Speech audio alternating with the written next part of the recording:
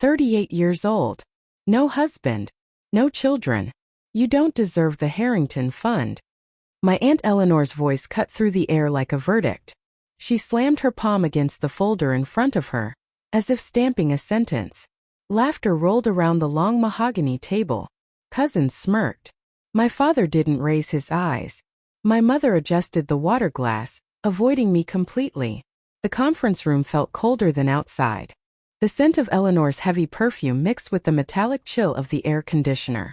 The ticking clock on the wall counted seconds too loudly, like it wanted to be part of the trial. One laugh won't erase me. Jennifer, my cousin, leaned forward. She said, "Let the fun go to those who know how to raise children, not just read reports." Her words hit harder than the laughter. Michael, another cousin, added his poison. "She had her chance years ago. Remember that professor? She threw away her only chance at a real family." They all chuckled, reminding each other of my past, dissecting it in front of 23 relatives. Silence is my weapon. Behind their words I remembered another voice. My grandmother Evelyn. Same room 3 years earlier. She was weak, sitting in her wheelchair, the hospice nurse at her side. I held her hand, felt the thin skin, smelled the lavender lotion they used on her. The heart monitor beeped softly, steady but fragile. She whispered, "Caroline, the fund is for those who care, not those who shout louder." I promised her I wouldn't let them twist her words. Now they twisted everything. The ones who never visited her in the hospice now sat here dividing her legacy. $17 million. Paper hides the truth. I reached for my blue folder with the red bookmark. My hands trembled slightly, but I held it tight. Inside were the documents they had no idea existed. My father noticed the folder. He frowned, then looked away quickly. My mother shifted in her chair. A faint light from headlights outside the window flickered across the table, then vanished. "They don't know what I carry." The attorney, Mr. Lawson, cleared his throat but stayed silent, scribbling notes. A junior cousin, Tony, barely older than 20, didn't laugh. He kept staring at the table, his hands folded, afraid to meet my eyes. That hesitation said enough. Not everyone believed Eleanor. Not everyone wanted this. The clock struck 8 times, the sound sharp, echoing too long. The laughter paused. I slid my hand over the folder, closed it slowly. They thought it was over. They were wrong. Eleanor leaned forward, her pearls catching the harsh fluorescent light. She slid the pen toward me, the motion sharp, deliberate. She said, "Sign it, Caroline. End the debate. Step down with dignity." The room held its breath. My relatives watched, waiting for me to fold. The air was cold from the vent above, icy against the back of my neck. My palms were slick, and the pen nearly slipped when I brushed it. $17 million, the number that held them close. 17 million that could erase me with a single signature. I pressed my lips together, tasting blood where I had bitten too hard. The scent of stale coffee drifted from the hall, blending with Eleanor's overpowering perfume. The clock on the wall ticked, each second louder than the last. Jennifer smirked across the table, her nails tapping a plastic water bottle. My father scrolled through his phone, glasses catching the blue glow. My mother adjusted the vase of lilies again, pretending not to see me. Cousin Paul bounced his leg under the table, faster and harder, betraying his nerves. For a moment, I let them believe I was ready to surrender. My hand hovered above the paper, trembling. Sweat ran down my back beneath the blazer. My heartbeat pounded against my ribs. Eleanor narrowed her eyes, ready to claim victory. Then it happened. Tony's phone buzzed against the polished wood. The sound cut through the silence. Tony's screen flashed one word: contract. Not a form, proof they'd already rewritten the terms. My heart kicked hard in my chest. My breath caught halfway, shallow, sharp. Fingers loosened, the pen nearly fell. Every phrase they spoke was a snare. I sat in the center of their web, still waiting. I lowered the pen slowly, not onto the paper but back on the wood. The click was louder than their earlier laughter. Jennifer stopped tapping. Paul froze. Eleanor's jaw tightened. Silence. Thick, heavy silence. One laugh won't erase me. Paper hides the truth. At the end of the table, Mr. Lawson wrote on his yellow legal pad. The scratch of his pen was deliberate, louder than before. His eyes flicked up for a second. He saw me. He knew. Eleanor snapped her fingers. She said, "What are you waiting for? Do you want us to humiliate you further?" I replied, "You've already done enough." Her lips pressed into a thin smile. She said, "Walk away with nothing, Caroline. Not a dime. Is that what you want?" I looked around the room. 24 relatives, hungry for a seat, greedy for control. They saw a woman with no husband, no children, easy to discard. They forgot what I carried. The blue folder with the red tab rested on my lap, hidden under the table. Inside, the envelope with my grandmother's handwriting. Flashback hit me like cold water. Hospice room 3 years earlier. The air smelled of lavender and hospital disinfectant. The monitor beeped steady, slower with each hour. I held her hand, thin, fragile, marked with a faint scar from years of sewing. Evelyn whispered, "Caroline, the fund is for those who care, not those who shout." Her voice cracked, but her eyes stayed sharp. She pressed a sealed envelope into my palm. On it, for Caroline. The scent of her soap lingered as I tucked it away. They didn't know what I carried. The memory ended as Eleanor leaned closer, pearls brushing the table. She said, "Pick up the pen. We don't have all night." I let silence work. The clock ticked 3 times. Then the overhead light flickered once, buzzing before it steadied again. A mechanical fault, but in that instant every head turned upward. I pressed the folder shut with my palm. My choice was clear, though they didn't see it. Jennifer leaned toward Eleanor and whispered something. Then louder she said, "Maybe she thinks one folder will save her. Maybe papers matter more than family." I raised my eyes, locked on hers. I replied, "Maybe they do." The room stilled. They thought I was finished. They thought it was over. But the folder was still mine. In 3 days at the town hall their laughter would break, and the whole town would hear why. The meeting broke, but the laughter clung to the air like smoke. Chairs scraped on marble. Cousins clustered in pockets, voices low, names, numbers, plans. Eleanor lingered, whispering to Jennifer. Pearls and quiet clicks. I held the blue folder to my chest. The red tab flashed under the fluorescent glare. Paper felt thin and heavy. The corridor was colder than the room. The vent sighed a cold line across my neck. My heels clicked on the tile. The smell of old paper and cleaning fluid followed me like a thread. $17 million. Enough to bind them. Enough to erase me. Mr. Lawson waited by the exit, legal pad under his arm. He watched. He said, "You didn't sign." I said, "It wasn't mine to sign." Outside, sodium lights buzzed over the parking lot. One bulb blinked. Cars stood like sentries. The asphalt smelled faintly of gasoline and rain. My pulse jumped. My palms were damp. My grip left a dark print on my blazer. Paper hides the truth. A shoe scuffed gravel. A shadow moved. Naomi Green stepped from a pillar, not family. A reporter from the Hartford Times, coat buttoned, phone low. She said, "Caroline Harrington. True they voted you out of the fund?" Her eyes flicked to the folder. She said, "Did you refuse because you have something else?" I said, "Not tonight." She nodded. "I'll be at the trustees' meeting in Hartford." A car door slammed. Paul leaned on his SUV, arms folded, listening. He sounded like the room, smug, loud. He said, "Talking to the press? Bold. Aunt Eleanor won't like that." I said nothing. The SUV's headlights rose like questions. The folder pressed harder to my ribs. One laugh won't erase me. A memory warmed me, Thanksgiving years back. Cinnamon in the oven. Evelyn at the piano, hand on my shoulder. She said, "Quiet is a shape of strength." Her soap-scented hand. A tiny sewing scar on her knuckle. I kept that image like armor. The lot thinned. Naomi walked off, phone ready. Paul backed out, engine growling. My phone buzzed. Private number. I pulled it out. 1 line. 2 words. "We know what you carry. We'll take it." My throat locked. My legs wanted to run. I stayed still. 17 million. My silence. My name. The sodium bulb flickered. Then it died. The lot folded into shadow. My phone lit again, no sender name. The red tab flashed in the dark. Short breaths. A small step. The folder tight. The night thick. When the Hartford Trustees meeting opens its doors, shadows will have names, faces, voices. I raised my eyes, locked on hers. I replied, "Maybe they do." The room stilled. They thought I was finished. They thought it was over. But the folder was still mine. In 3 days at the town hall their laughter would break, and the whole town would hear why.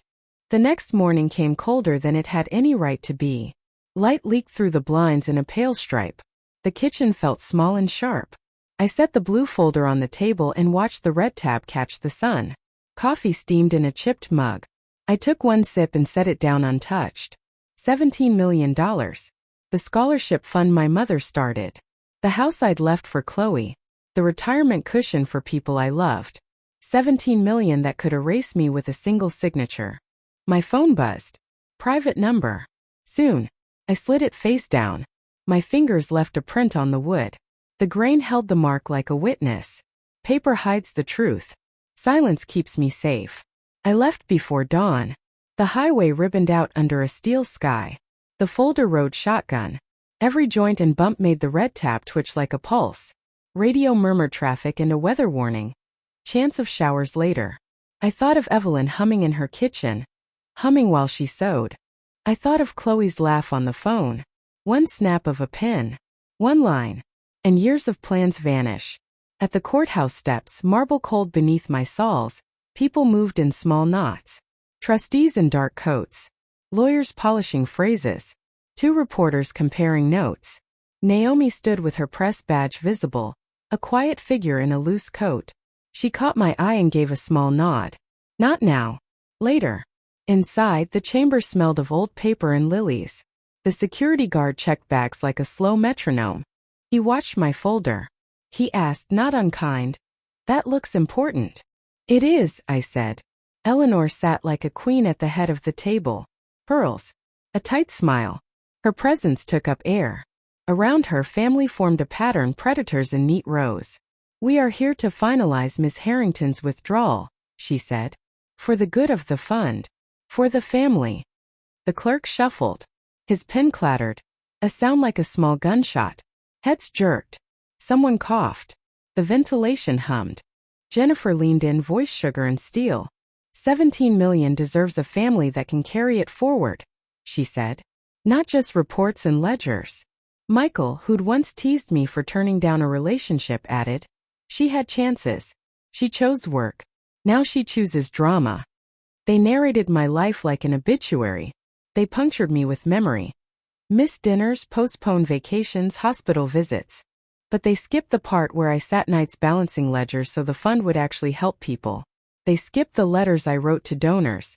They skipped the time I drove to the hospice and fed Evelyn pudding at midnight. My throat tightened. My palms were damp.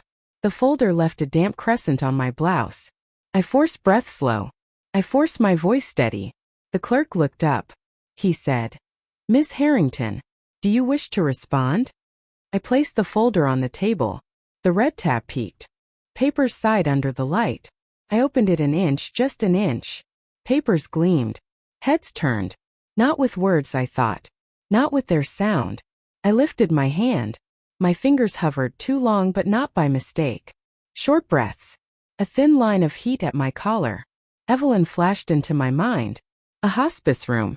Lavender. A stitching scar on her knuckle from years of mending clothes. Caroline, she had said. The fund is for those who care, not those who shout. She pressed a sealed envelope into my palm. For Caroline. Not for show. For truth. Paper hides the truth. Silence keeps me safe. Eleanor's face tightened. She said, "Those are private documents." I said, "Not anymore." 100 small noises collided. The guard shifted. Naomi's pen scritched from the back row. A cousin's chair scraped too long. 17 million.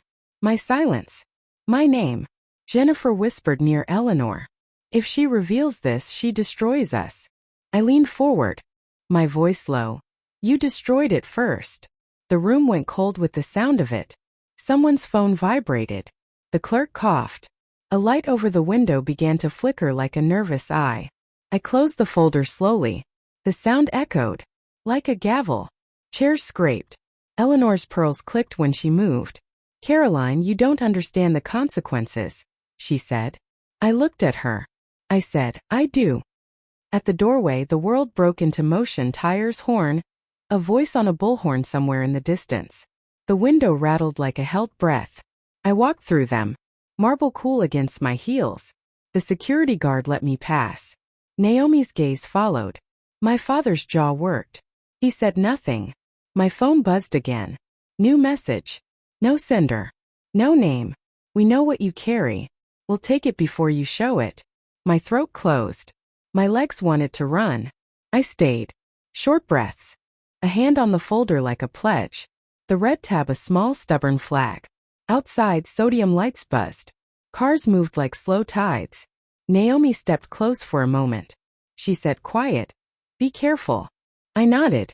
She moved back toward the press line. When the town hall doors open, shadows will have names. The conference room lights hummed. Cold air from the vent pressed against my shoulders. Plastic water bottles stood untouched beside the silver coffee pot. A clock ticked too loud on the wall. Eleanor lifted her chin. She said, enough delays. Caroline signs tonight. Jennifer smirked across the table. She said, 17 million is for families, not for someone still alone at 38. Their laughter spread down the row. Bottles clinked as cousins shifted. My hand rested on the blue folder with the red marker. The paper inside was smooth, too smooth. Silence burned worse than their words. One laugh won't erase me. 17 million could. Paper hides the truth. Thomas cleared his throat. He said, sign. We go home. Susan adjusted a stack of napkins. She didn't meet my eyes. The clerk shuffled papers. His pen clattered. A sound like a small gunshot. Every head twitched toward me. I opened the folder 1 inch. White pages gleamed. A red line cut across the margin. My throat locked. My legs wanted to run. I stayed. Across the table, Jennifer leaned forward. She said, one signature, Caroline, or you're finished.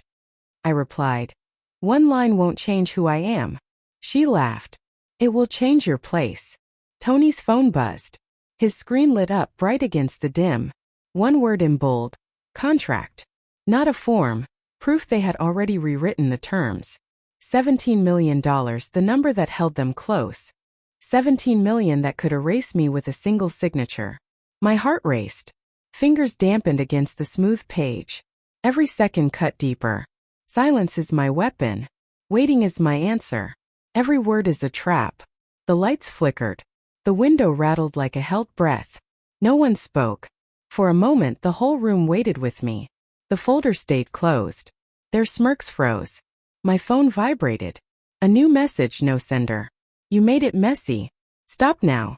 Or next time it will not be public. I read it twice. My fingers steadied. 17 million. The scholarship. The house. My name. The judge hasn't signed yet. The night isn't over. Camera clicks. A coat pressed to my chest. A phone lighting the dark. I rose. I walked past Eleanor in her circle. Her eyes followed. Mine did not look away. Outside, the man in cuffs glanced up at me through a slit of metal. His lips formed one word. Soon, and then the town will hear. My phone vibrated again. A new message. No sender. You made it messy. Stop now. Or next time it will not be public. I read it twice. My fingers went steady. 17 million. The scholarship. The house. The retirement. My name written on paper. The judge had not signed yet. The night would not end. The men had been stopped for now. Naomi's story would run at noon. The town would see a scuffle. The family could deny. The family could lie. The war had become two fronts. One in the courthouse. One in the cold parking lot. Both were loud. Both demanded witnesses. Short beats. Camera clicks. A coat pressed to my chest. A phone lighting the dark. I rose. I walked past Eleanor in her circle. Her eyes followed. Mine met hers and did not look away. I walked out into the sun. The crowd split. Radios chatted. Officers recorded statements. Naomi caught my elbow and said, we'll run this. Ledger names. Dates. The courier timestamp. Lawyer's affidavit. I nodded. The folder tucked under my arm like a promise. The injunction might come. Or it might not. Evidence could hold. Or it could be manipulated. People could be bought. People could change stories. The man in cuffs glanced up at me through a slit of metal. He mouthed one word. It wasn't a name. It was a warning. Night pressed against the courthouse glass. The air inside was too cold, recycled and dry. Plastic cups of coffee sat half empty on the side table. A fluorescent light buzzed above, steady, sharp. Eleanor stood near the front, her pearls catching the glare. She said, "Tomorrow the trustees vote. Caroline won't be seated." Jennifer crossed her arms. She said, "One night won't change what the family already decided." Their words carried, but the silence afterward cut deeper. The blue folder with the red marker lay in my lap. Its edge pressed against my palm. My chest tightened with every second. 17 million. The scholarship. The house. My name. Thomas kept scrolling through his phone.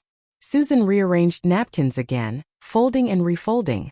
A gesture to fill the air. Mr. Lawson, the attorney, wrote notes without looking up. His pen scratched the page. The sound echoed. Silence is my weapon. Paper hides the truth. Waiting is my answer. The guard shifted by the door. His radio cracked once, then went silent. A flicker from the hallway light bled under the frame. I lifted the folder an inch. The room stilled. Pages brushed against each other, too loud. Jennifer leaned forward. She said, "Still pretending you matter?" I replied, "Still afraid I might?" Her smirk froze. Eleanor's nails tapped the table once, then stopped. My phone vibrated. A new message. "Show it and you won't leave." My throat locked. My legs wanted to run. I stayed. Naomi, the journalist, waited near the exit. Her camera hung loose, but her eyes never left me. She had her story. She wanted names. The lights flickered again. A chair creaked in the corner. For a breath, I thought someone else was here. One laugh won't erase me. One threat won't move me. The judge hasn't signed yet. The night isn't over. I placed the folder on the table. Slowly. Every eye followed. Eleanor said, "You think witnesses will save you?" I replied, "No. Evidence will." The room cracked into noise. Voices overlapped. Chairs scraped. The guard stepped forward. Naomi raised her camera. My phone vibrated once more. No name. No number. Tomorrow. Public. Or private. Your choice. I closed my eyes for 1 second.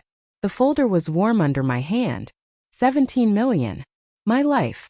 My proof. I stood. Eleanor's voice rose behind me. Jennifer hissed my name. Susan whispered almost to herself, "Evelyn warned us." The guard opened the door. The hallway light spilled in. Cold air swept across the room. I walked out. Naomi followed. The folder pressed to my chest. Outside, the town hall bell rang 8 times. Each strike louder than the last. In 3 days, their laughter would break. And the whole town would hear why. The Hartford town hall smelled of dust and polish. Wooden benches creaked as neighbors filed in. Reporters lined the walls with cameras already lit. The air was heavy, thicker than the last 3 nights combined. The blue folder with the red tab lay under my arm. My fingers pressed it close. Every step down the aisle echoed louder than it should have. Eleanor stood near the front. Her pearls glinted under the fluorescent lights. She said, "Caroline Harrington will not speak tonight. She has no standing." Jennifer leaned toward a trustee. She said, "One signature could have ended this." She refused. Their whispers rolled through the hall like a tide. I remembered Grandma Evelyn's hand in mine. Lavender and soap on her skin. The monitor beeping in the hospice room. Her voice cracked but clear. "The fund is for those who care, not those who shout." That line was carved into me deeper than any insult. The judge leaned forward. He rapped the gavel once, and the hall fell quiet. The clerk's pen scratched across a page. The sound was too sharp, like glass breaking. My throat locked. My heart kicked hard in my chest. My palms burned where the folder pressed. Still I rose. I placed the folder on the table. The red tab stuck out like a wound. Papers slid free, white against the oak. Naomi's affidavit, the courier's timestamp, ledger pages with signatures. Gasps broke in the back row. Cameras clicked. A reporter whispered. It's all here. 17 million. The scholarship for local kids. The house, the one I left for Chloe. My name. Eleanor stiffened. She said, "This is fabricated. None of this holds." I replied, "It holds more than silence." Jennifer tried to laugh. "The sound cracked." She said, "No one will believe it." Naomi raised her phone. She said, "They already do. It's live." The judge adjusted his glasses. He said, "This is evidence. This hall is not the place to hide it. One laugh won't erase me. One threat won't silence me." The lights flickered. A camera fell from its tripod. The thud echoed through the hall. The judge signed the injunction. His pen dragged across the page. Reporters surged forward, microphones outstretched. I looked at Eleanor. For the first time, her chin dipped. Not in defiance. In defeat. I stepped back. The folder closed with a hard snap. Outside, dusk had swallowed the town green. Police radios crackled. A wind caught my coat and pulled it tight. The man in cuffs waited by the van. He lifted his head. Through the bars, his mouth formed one word. Finished. I didn't look away. Subscribe if you want more stories about real women who don't scream. They rise. With dignity. To the end.